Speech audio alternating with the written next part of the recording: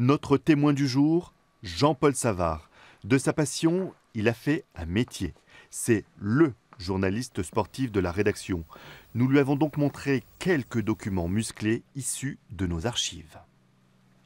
Le foot, les années 50, la toute nouvelle télévision régionale s'intéresse d'emblée au sport vedette. Sur ce document muet, un derby Saint-Étienne-Lyon. Les derbys, nous les avons suivis pendant ces 60 ans. Exemple, en 67. Et par de rapides contre-attaques, inquiétait parfois le gardien stéphanois Bernard. Puis en 78. Au risque de déplaire aux Lyonnais avec leurs 7 titres consécutifs de champion de France, ce qui a marqué les esprits, c'est cette image. Les Verts ratent de peu la victoire en Coupe d'Europe face au Bayern de Munich. C'était quand même un beau roman d'amour avec la Coupe d'Europe jusque-là. Et puis on a l'impression qu'elle nous a un petit peu échappé, qu'elle nous a pas fait les yeux doux. Une déception, mais l'aventure était tellement forte que l'équipe défile à Paris. Liesse également dans la rue, mais pour du rugby cette fois. La Voulte-sur-Rhône, championne de France. Nous sommes en 1970. Un événement bien occulté aujourd'hui par les performances des clubs d'Oyonnax, Bourgoin-Jallieu et depuis peu du Loup de Lyon. C'était l'époque où le sport, c'était vraiment la fête. C'était dimanche, quoi. On faisait le sport le dimanche. On voit la Voulte qui est champion de France. La Voulte a existé, a été capable de battre les grandes équipes du Sud-Ouest parce qu'il y avait une industrie à la Voulte. Là, on était vraiment dans l'esprit du sport où on respectait totalement l'adversaire, où on gagnait pas d'argent, mais où on se faisait plaisir, où on faisait plaisir aux autres. Vraiment, le sport, c'était faire du sport, c'est être avec les autres, c'est communier avec les autres et puis c'est partager des émotions. Rhône-Alpes, terre de champions. Souvenez-vous d'Henri Anglade, champion de France sur route en cyclisme. Fabrice Thiozot, multiple champion du monde.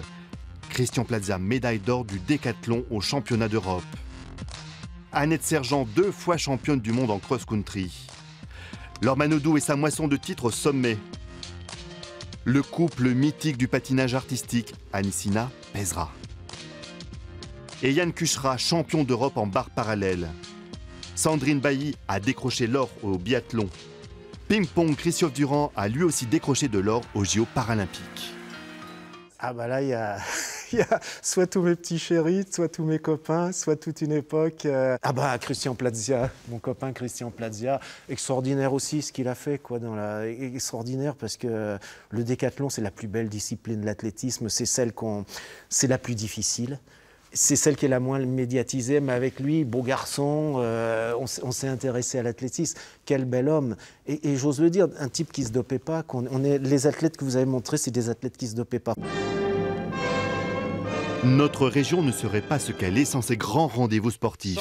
L'un des plus anciens, le Critérium du Dauphiné libéré tous les ans en juin. La plus importante course à étapes avant le Tour de France. Du vélo toujours dans la région, plus au sud, l'Ardéchoise depuis 1992. Côté voiture, regardez ce joli document de 1955, le rallye de Lyon-Charbonnières, toujours incontournable. Dans la Loire, impossible d'ignorer cette épreuve un peu folle, la Saint-Élion depuis 60 ans, 68 km pour les plus téméraires. Et que serait l'Ardèche sans le Marathon des Gorges qui cette année fête sa 30e édition? Des canoës par dizaines dans un décor unique. Il y a des choses importantes partout. Il y a ESSO, la Société du Tour de France, qui va organiser des trucs partout. Elle a même essayé de concurrencer l'Ardéchoise en organisant plein de cyclosportifs partout en France le même jour que l'Ardéchoise. Et elle a échoué. Oui, il se passe plein d'organisations partout dans le monde, beaucoup. Mais dès qu'ils viennent du cœur comme ça et qu'ils développent l'esprit sportif, je ne suis pas sûr qu'il y en ait beaucoup partout.